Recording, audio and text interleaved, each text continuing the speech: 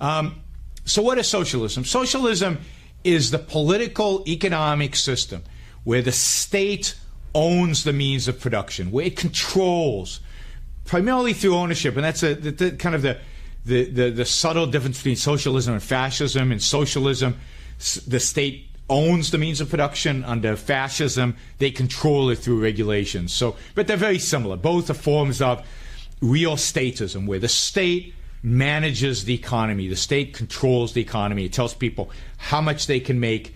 It redistributes wealth on a massive scale, and it regulates and controls what gets produced and at what prices it gets produced.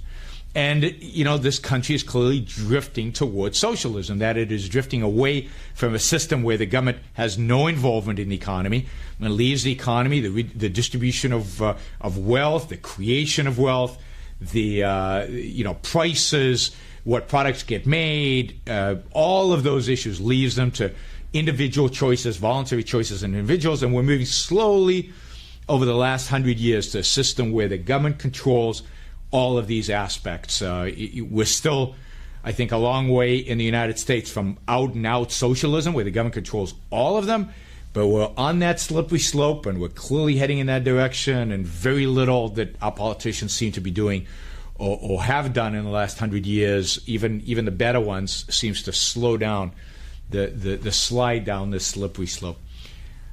Why is it immoral? It's immoral because it violates individual rights, or more fundamentally, because it's anti-human life. It's anti-life. So it's wrong. It's immoral for the government to take money from some people and give it to others. You know, assuming that the people who it's taking it from made it and created it. And we would argue that wealth is actually created. People work hard for the money that they make. Money is just a reflection. It's just a tool, expressing the value of the labor or the thought or the innovation that you've introduced into the marketplace. And when you create that wealth, when you've made that money and it's yours, nobody has a right to pull out a gun and take it from you and give it to somebody else. And once you start doing that, you destroy all the life-giving aspects of a healthy economy. You destroy innovation and creativity and hard work and people really trying, because it's not theirs. It gets taken away, forces being used on them. Now, that's just the redistribution of wealth. Now, think about what happens when the government decides which innovations to support and which innovations not to support, what's good and what's bad, what consumers should buy, what consumers shouldn't buy. It's basically putting a gun to everybody in the economy and telling them what they should and shouldn't do, how they should and shouldn't behave. And that just destroys people's passion for life because they're not following their own values. It destroys their ability to think about what they really want in life, and it destroys their ability, their conceptual ability to innovate, because they're not allowed to think about certain portions, so they can't really think. If whole segments of reality, you are told by some government bureaucrat, are out of bounds for you, you can't think. Thinking is taking in all the relevant facts. It's not taking the facts that some government bureaucrat told you are relevant, all the relevant facts, and then coming to a decision about what's right and what's wrong, or what works and what doesn't work, or what's efficient or inefficient. That falls apart under any type of regulations, and socialism regulates everything. It regulates every aspect of that.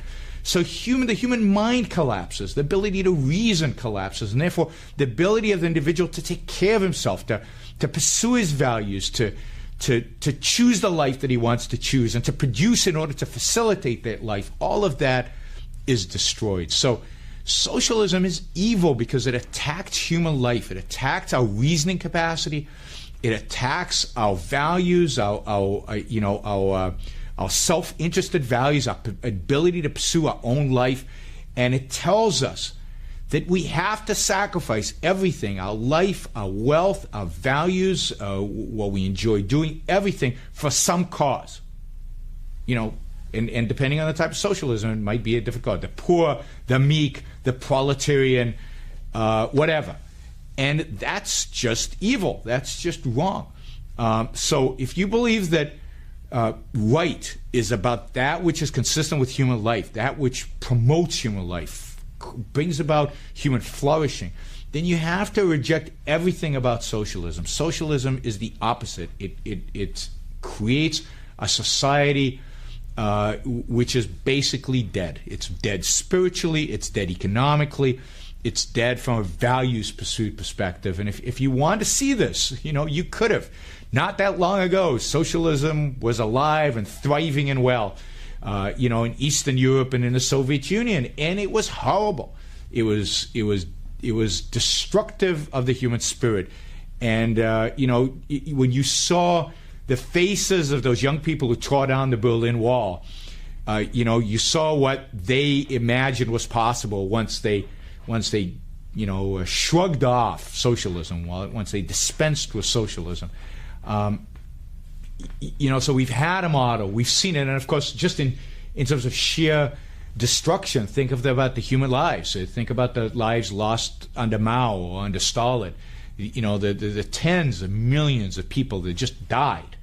But almost as important, almost as real, or maybe more real, is the suffering, the agony, the lives wasted under communism and socialism in all these countries, the dreams unfulfilled, the values unpursued, the wealth uncreated, the music not produced, all the things that free people would have done and didn't do because they were not free. So if you value freedom, if you value human life, if you value individual human life, then you should view socialism as one of the most destructive ideas in human history.